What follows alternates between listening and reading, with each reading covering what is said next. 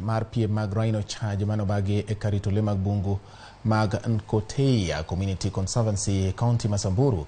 Piem mar Rhino charge ma higani ochoki omenda maromo siling $173 ka jatugo Adila Kawaja ema ochoko omenda modhuro maromo siling $60,000 kiluwe kod jatugo Peter Kinywa ma obede thuolo mar adek okaw kod jatugo miluongo ni Tim Kirsten.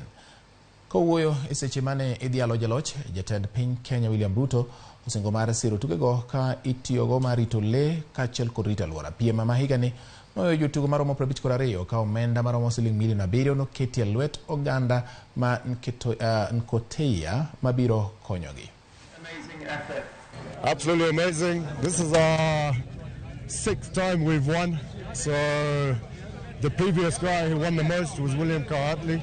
He'd done 6. So now we've managed to equal him. So now we have to be next year back and try and do the 7th one. We intend to make sure that Safaricom works as a, thank you very much for the hand clap, that Safaricom works as a responsible corporate citizen, fitting into our broader circular economy sustainability goals. So I thank you for this partnership. We're absolutely proud to be associated with the Rhino Arc. We look forward to a long-term relationship. I want to agree with you that the government of Kenya going forward is going to match whatever you do, shilling for shilling, because of the tremendous contribution you have making to matters environment and matters that would otherwise be the responsibility of the government of Kenya.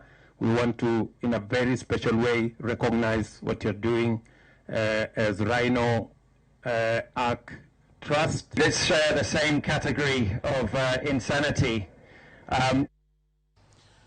Max Verstappen mariembo ni timu